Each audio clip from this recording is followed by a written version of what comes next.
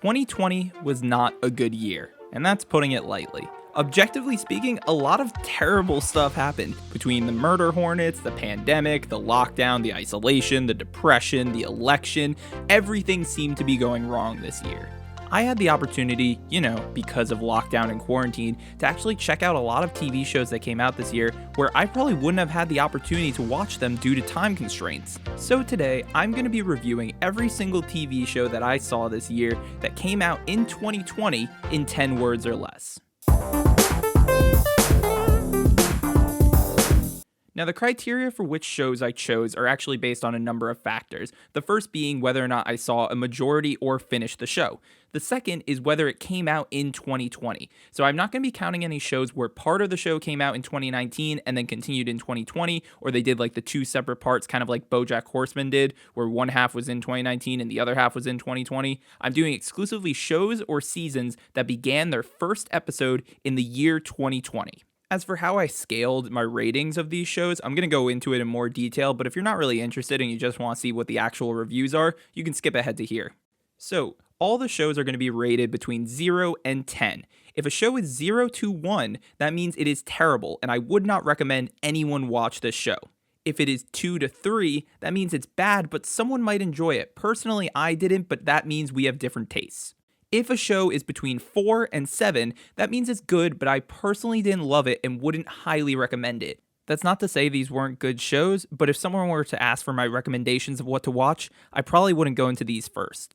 And the coup de grace, the best of the best, any show that is rated between 8 and 10 is something I would personally highly recommend and really loved watching this year. Of course, I do have to preface that all of this is based on my own personal viewing habits and opinions, so you might not feel the same way as I did on a show, and you might have thought it was better or worse than the rating I gave. That's perfectly okay, but this is just how I personally felt on these shows and whether or not I would recommend you check them out.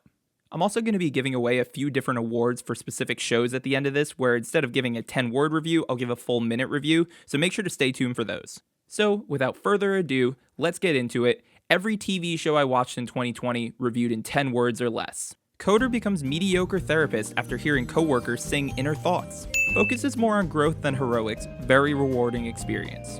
Voice acting is top-notch, storytelling can be shaky. Still one of the most relatable portrayals of high school. Josh Gad's performance single-handedly sinks the Space Odyssey. Cops, in 2020, this show has already peaked. The keys are cool, but older siblings are too condescending. Fighting fire with fire, but the plot sucks 50%. Lil Dicky biography is actually amazing. Great raps too. More robots, but now they're in the real world. Why? Adventure Time meets philosophical acid trip.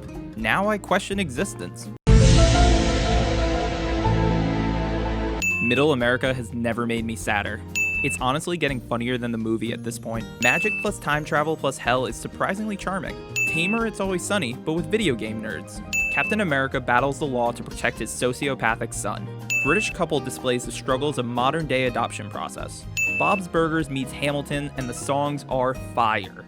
Show about government gag branch somehow isn't funny. 3-hour-long improv show provides genuine laughs. Bodies die, but our minds live in Florida hotel forever. Refreshing take portraying the non-gym battle side of Pokemon.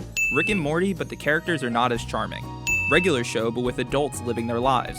One-off characters become core, intriguing protagonists. Cardellini and Applegate are somehow less amusing than before. Time travel episodes are awesome. Everything else disappoints. Fixed most character complaints from Season 1. Who really cares about a BMO adventure? Bubblaine shipping episode fills in show gaps well. Snarky girl gets powers. Hates her powers. Lots of drama. Twins capture crime for money. Surprisingly unlikable cast. Stories progressing nicely. Lacks explosive charm from Season 1. Hilarious writing, fantastic story, extremely relatable cast of characters. Despite quarantine, cast and weekend updates still deliver. Captures a lot of 2020 in a 45-minute special. Animation is gorgeous, plot isn't as eye-catching. House is creepy, kids are creepy, worse compared to Hill House. Show depicting pandemic during 2020 somehow does poorly. Studio bits are spectacular, street gags fall short. Story's fine, but the songs are why you watch. Christmas in New York, but everyone is quirky. Performance-enhancing drugs can make anyone an emotionless chess prodigy. Wacky comedy trio really nails their sense of humor. Makes me so uncomfortable, and no one asked for this. Not as good as previous seasons, dick jokes are still funny. Greece meets Japan, resulting in one epic anime.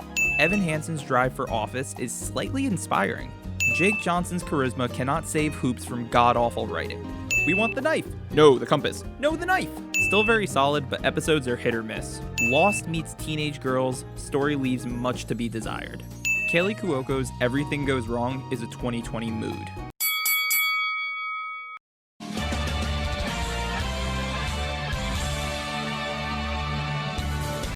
Ted Lasso is possibly one of the best sitcoms I have seen in years. There is something so incredibly charming and wholesome about this show that you cannot help but love all the characters involved. It's based off this commercial that Jason Sudeikis did back in 2014, where he was a college football coach who got hired to coach a London soccer team and knew nothing about it, and then Bill Lawrence, the mind behind Scrubs and Cougar Town, took the show and exploded it into something fantastic. Jason Sudeikis is unbelievably charming, and his optimistic attitude is exactly what you need to hear during 2020. I have seen this show twice since it aired, twice within the 2 months it's aired, mind you, and I think it is one of the best shows on television right now that not enough people are talking about. All of the characters are so relatable, and the interactions they have between each other is so freaking good. I don't know how else to describe it except for the fact that Bill Lawrence and his writing team understand how human emotions and connections work. These characters want to help each other. They want to help each other succeed.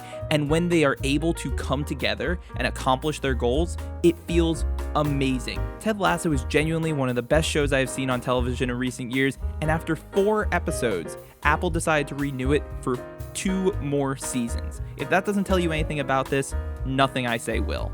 You need to go watch Ted Lasso because even people who don't like sports are going to love everything about it.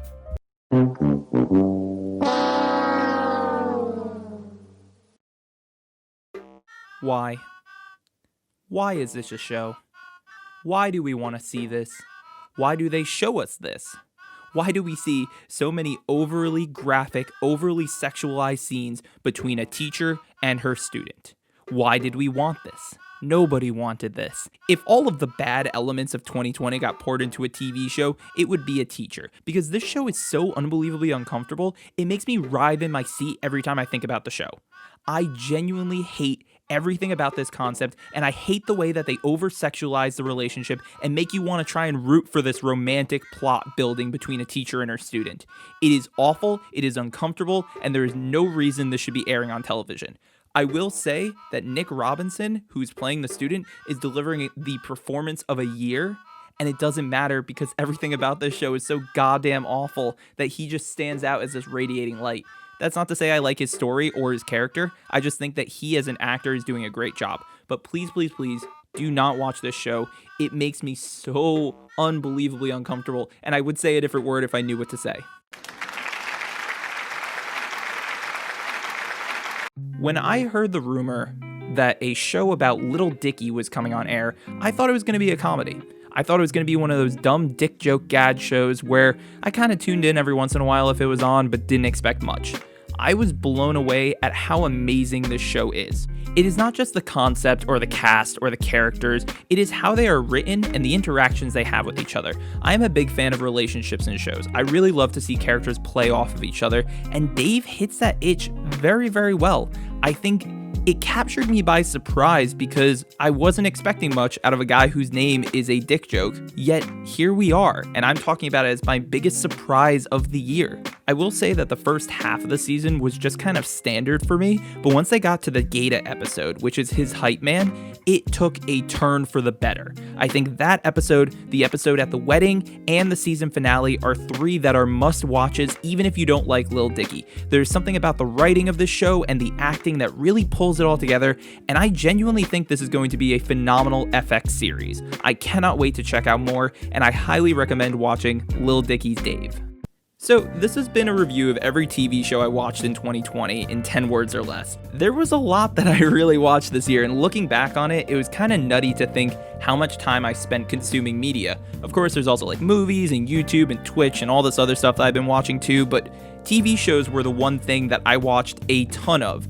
For example, I looked at my list, it was originally like 60 something, it's now over 70 because of the holidays. Like, I just could not stop consuming media. I really do hope you enjoyed, and I hope you're able to find some new shows, because that's really the goal of why I'm doing this.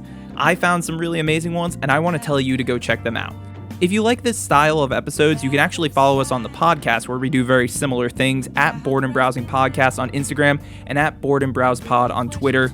We basically just talk about the things we're watching and give our honest recommendations. So if that's something you're interested in, go give us a follow. You can listen to the podcast across every single streaming site, so there's no excuse that you can't find it. You can follow me on Twitter at Slothenberg, or you can follow me on Twitch at Slothenberger. I'm going to be playing through a bunch of different games this year. I've got a lot of really fun ideas for the channel, especially now that we hit affiliate, which is super awesome. That was a goal I was working towards, and I'm really, really happy to hit it. Anyways, guys, I hope you enjoyed, and I'll probably do another one of these at some point throughout the year. I'll try and figure out a new topic, but for now, I'll catch you all next time.